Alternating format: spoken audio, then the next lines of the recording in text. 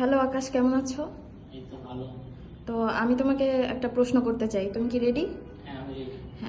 তুমি এই প্রতিষ্ঠান সম্পর্কে কিভাবে জানতে পেরেছো, জয় এডুকেশন সম্পর্কে?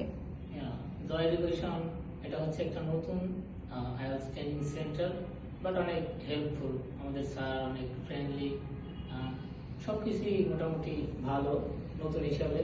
তো গত বছর মেবি মার্চ মাসের দিকে আমি যখন মহাখালী স্কেচ টাওয়ারে ট্রেনিং করতেছিলাম, তখন আর কি এটা সম্পর্কে জানতে পেরেছিলাম। পরে আসার পরে স্যারের সাথে কথা বললাম। কথা বলার পরে এখানে কিছুদিন স্যার ক্লাস করতে বললো তোমার যদি ভালো লাগে ক্লাস করার পরে তুমি জয়েন করতে পারো। দেন আমি কিছুদিন ক্লাস করে আমার মোটামুটি সবকিছু ভালো লাগছে। ভালো লাগার পরে আমি এখানে জয়েন করছি। এখন সত্যি বলতে যখন আমি প্রথমে জয়েন করছিলাম, আমি একদম মানে ইংলিশে দেখা যায় আই উই ইউ এগুলো ছাড়া কিছুই পারতাম। দেন 1 ইয়ার লেটার আমি নিজের মাঝে অনেক চেঞ্জ দেখতে পেয়েছি।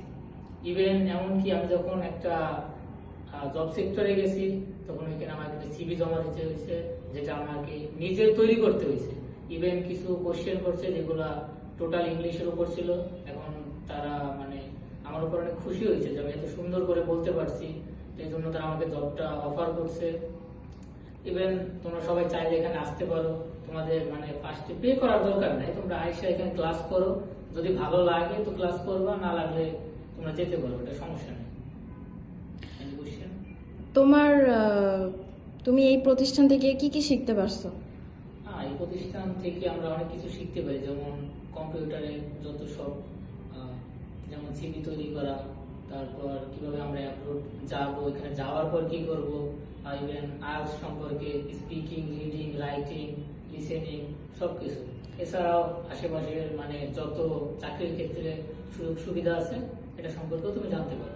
আর জয় এডুকেশনে এখন কি কি কোর্স অ্যাভেলেবেল আছে, মানে স্টুডেন্টরা এসে কি কি কোর্সে ভর্তি হতে পারবে? এখন টোটালি আর্টস তো ফ্রি। হ্যাঁ। ফ্রি বলতে তুমি এসে ক্লাস করতে পারবে, স্যার ফ্রি আছে। আর এছাড়া পাশাপাশি কম্পিউটার কোর্স গুলো আছে, তুমি করতে পারবা। ইভেন দেখা যাক স্যার যদি কিছুদিন পর ফ্রি হয়, তোমার ইচ্ছা মতো তুমি যেটা স্যারের সাথে কথাবার্তা বললাম করতে পারবে। ওকে, ধন্যবাদ।